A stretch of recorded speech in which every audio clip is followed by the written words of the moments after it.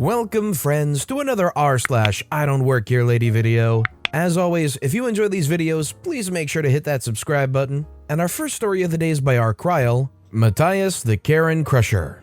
This is a story about a friend, Mattias. He's from Sweden visiting in the States for a while. He has no discernible accent, but he does occasionally force one for dramatic effect or to catch people off guard.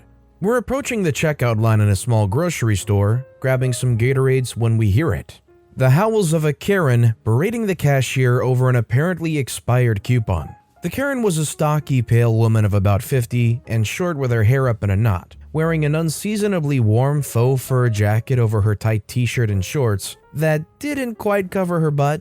If a blind hooker dressed herself in the dark, you might get something close to this.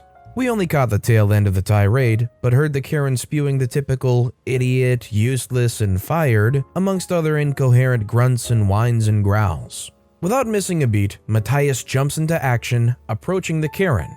"Oh wow," he exclaims, looking back to me in a deliberately embellished accent saying, "Do you know who this is? This is Miss Sandy Bottoms, the most favorite vintage adult star in all of Sweden." I thought he was serious at first, before the subtle wink. Still, I didn't know what he was doing, only that he was up to something diabolically mischievous. He then proceeds to gush over her body of work.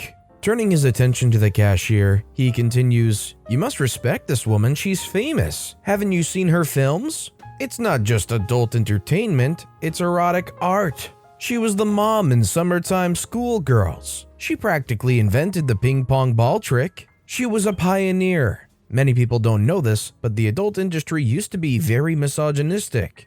But when she saw a glass ceiling, she blasted through it, firing little plastic balls like a howitzer." I tried so hard to keep my composure, but there was so much wrong with that sentence. Tears were welling up in my eyes as I tried not to laugh. To every woman on the planet, I'd like to apologize for my friend.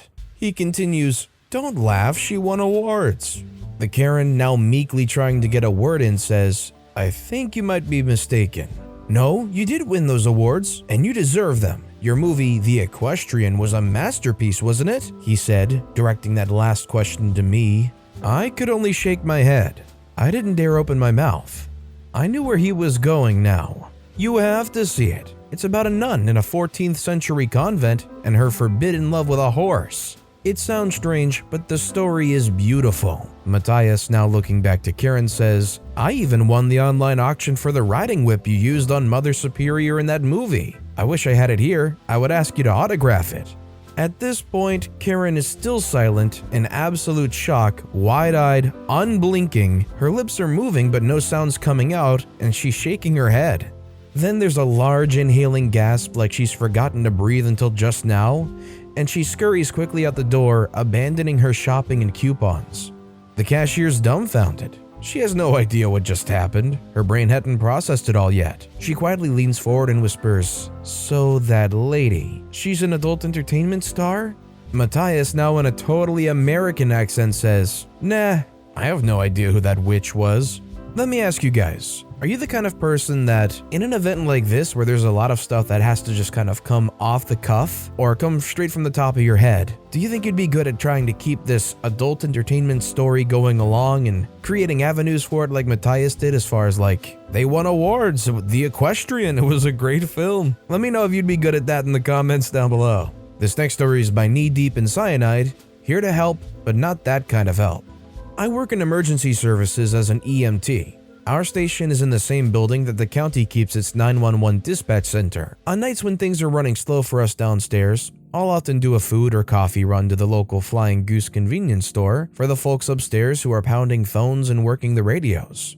A caffeinated dispatcher is a happy dispatcher. The folks at the shop know me since they see me on an almost nightly basis, and since they know what I do and who the stuff's for, they grant me a little more leeway than standard customers. Nothing crazy, just stuff like making coffee or grabbing cups or supplies from the cupboards if they're out and things are busy. Little things that save us both time because they can keep doing what they're doing and I can get back out the door.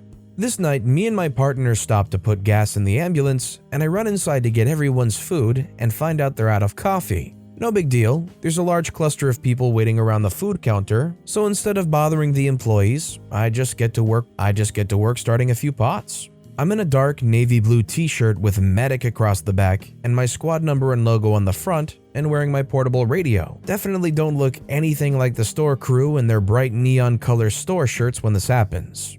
Entitled lady says, "Excuse me, but why aren't you making my sandwich?" I say, "Excuse me?" She says, "Don't look at me like that. I've been standing here for 20 minutes while you were on break and now you're going to hide over here instead of making my food?" I start laughing and say, "You can't be serious right now." Entitled lady getting shrill says, "You think this is funny? Well, we'll see who's laughing when I report you to your manager and get you fired."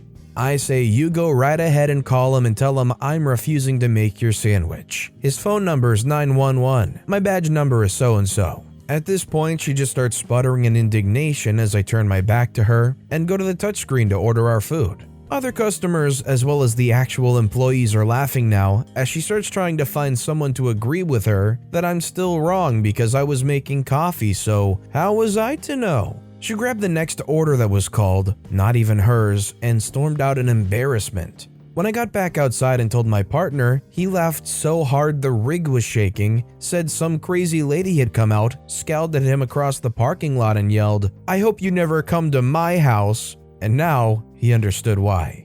I love that after all that embarrassment, the best thing they had was, "I hope you never come to my house. I don't want to ever see you emergency services guys." Guess she's not banking on having any emergencies anytime soon. This next story is by I Am Dean. Lady thought I was a server at a restaurant because I personally knew the manager. This happened about 8 years ago, but I'll never forget this lady. My friend was a manager at this restaurant and my other friend was a server. Me and a few friends went to visit her and get some good food. We show up and while my friends are being directed to a table, I stop to talk to my server friend. The uniforms were black pants and a white shirt. I just so happened to be wearing black yoga pants and a white shirt. Similar, but not the same. I talked with my friend for about 2 minutes, then walked to the bathroom. I walked past a table and the woman was staring me down. I just ignored her and walked to the bathroom. And came out and the woman was waving at me. I awkwardly waved back. She responds with, "Hello, can you come here?" I awkwardly look around and walk over. She proceeded to call me rude because I ignored her. It didn't hit me until then that she assumed I worked there. I laugh, and before I can explain, she demands for the manager. At this point, she's pretty loud, so another server comes up, and without explaining, she demands for the manager, so the server goes to get him. He walks up, and the manager says, "What's the problem, ma'am?" The lady says, "Your server ignored me and gestured at me." The manager says, "Who? Beth? She doesn't work here." The lady says, "Yeah, but you know her." The manager says, "Yeah, but she doesn't work here." The lady says, "Then how do you know her?" She really didn't understand how he could know me, but that I didn't work there. This went on, and eventually she accepted it and dismissed us by saying I shouldn't be dressed like the servers. But you know her! What kind of mental gymnastics was this lady playing? The amount of hoops that they had to jump through to arrive at that conclusion, that because they knew the manager, they should somehow be like acting as an employee or something? The only sense this lady has is at the bottom of her oversized purse. This next story is by X Vanilla Lace. Nope, he definitely doesn't work here. This happened to my husband last night, and as soon as he got in the car and told me, I started cackling and told him I had to post it. So while my husband was going through trade school, he worked overnights at Toys R Us. When they closed, they never asked for shirts back, so we have at least 2 of them. They're bright blue t-shirts that say Toys R Us in a large colorful font in the front at the bottom. My husband and I like to wear them as loungeabout or lazy shirts, usually with sweats or PJ pants. I ordered Outback Steakhouse for us, and we hopped in the car to go pick it up. I had a tank top and basketball shorts on. He was in his Toys R Us shirt, sweatpants, and Crocs. Yep, we're those people. Also, he has a biker beard. We got our food, but not our drinks. So I asked my husband if he would go in to get them, since I was uncomfortable going inside of my outfit. He goes in and he's gone for a while, like to the point where I'm wondering why 2 Cokes are taking so long. Turns out the bar beverage machine was broken and the back one didn't have any cups near it. Anyways, as he's coming out, apparently a guy sitting in another car sees him and angrily yells, "Hey, I've been waiting forever." My husband stares this man down and goes, "Man, I'm in a Toys R Us shirt. I don't work here." Apparently this guy just stared at my husband for a minute and went, apparently now defeated, "Oh, yeah, you are." I'm honestly not sure how you could see my husband's outfit and think he worked at a restaurant, but I guess all this guy saw was a man coming out holding drinks and made a split decision that had to be an employee. Hopefully he was nicer to the actual employees. If you're at an Outback Steakhouse and they're taking a while, I feel like at a place like that tries to be relatively nice, they're not going to be slow because of bad staff. They're probably just understaffed. And the last thing these people need who are already scrambling to make ends meet is some hostile jerk because they didn't get their Diet Coke soon enough. And our final story of the day is by German Big Guy, the time I got mistaken for a bouncer. I moved out really soon after turning 18, not because I hate my parents, I love them, but they raised 4 kids so they deserved some quiet time at home. I moved from the country to a big city. At first it was a cultural shock, but I arranged me with it. A friend of mine was working as a security guard / bouncer. He worked at a club in town. It wasn't a total high society thing, but it wasn't all crappy neither.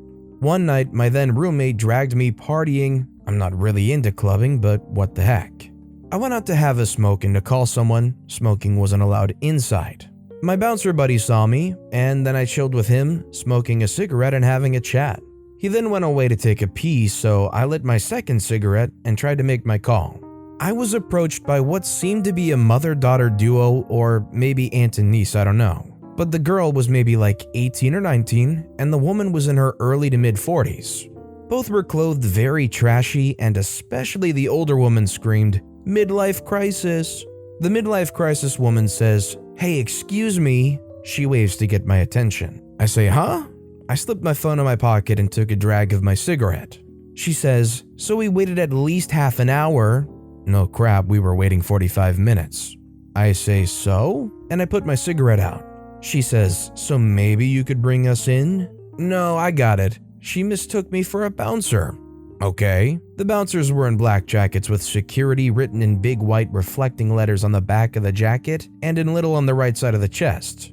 And they had one of those earplugs for a radio in their ear so they could be called if they were needed inside. I was in a black bomber jacket, an AC/DC shirt, black pants, and a pair of combat boots. I said, I think there's a misunderstanding." She says, "Oh no, there isn't. Sure, you can't let us skip the line, but what if you just look the other way?" She started touching my jacket and I guess she tried to be flirty. Sorry, trashy MILFs aren't my prey. And we slip in.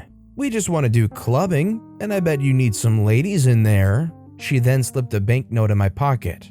The trashy teen then says, "Look, clubs need some girls so guys buy drinks, right?" I say, "Sorry, I'm not working here." The midlife crisis woman says, "Oh, come on. I know a bouncer when I see one. I'm long enough in the clubbing scene. I know you're afraid what your boss maybe will say, kid." I was 21. Yeah, she proceeds to touch me and do the flirty thing. "But I know him. It's Frank, right? He's a friend of mine. Tell him midlife crisis woman slipped in." Now my buddy came back from the toilet and raised an eyebrow when he saw me. Trashy teen looks at my buddy and her eyes widened. My buddy was wearing the security jacket, wearing black leather gloves, and had a plug in his ear and an ID card hanging around his neck. Trashy teen then whispered in midlife crisis woman's ear. She looks at my buddy and gets red in the face. Both then retreated to the back of the line. He asked me what happened, and I told him, and we laughed. I pulled the banknote out of my pocket, and this woman gave me €100. I went back in the club and bought me and my friends some beers. Thanks for the beers and my groceries the next day. Oh, that lady's so sweet coming up to you and saying such nice things and then leaving you a tip. That was a pretty decently big bribe too. They must come from a well-off family or something and they're just kind of, I don't know, all about that clubbing life. Because I feel like it wouldn't be too common for somebody to go around dropping off €100 to try and get into a free club early, unless whatever's in this club is just the best thing ever. Maybe it's worth €100, you never know. But with that being said, that's all the time we have for today. So with that being said, which of these stories was your personal favorite and why? Let me know in the comments down below. And if you haven't, if you could like and subscribe, it would mean the world to me. Anything you do, whether it's liking, commenting, or just viewing the video, it all helps grow this channel so very much and I appreciate the heck out of it. So until next time, I'll see you all tomorrow with some more stories.